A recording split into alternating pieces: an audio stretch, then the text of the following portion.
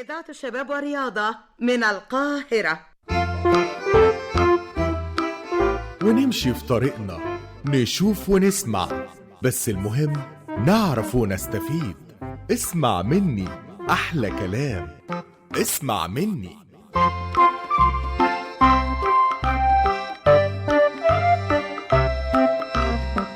اسمع مني، إعداد وتقديم غادة وفيق. أهلا بيكم حلقة جديدة واسمع مني.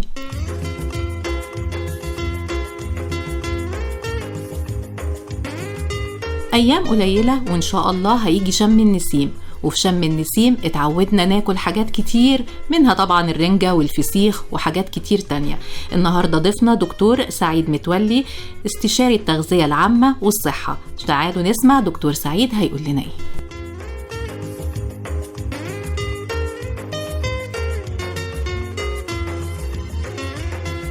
أهلا بحضرتك وبكل مستمعينك.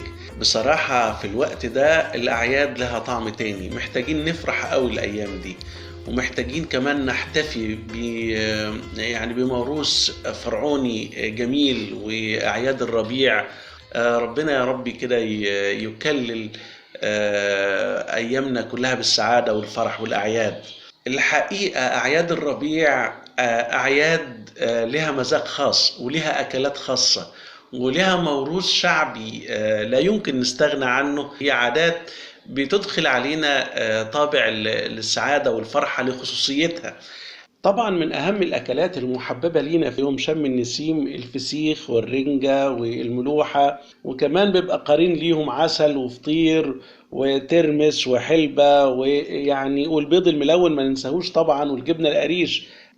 كم كبير على مائدة النهاردة، كل واحد فينا بينتقي لنسبه، لكن لازم نتكلم في الأول عن الفسيخ والرنجة. دول نقول عليهم أبطال المسلسل بتاع النهاردة.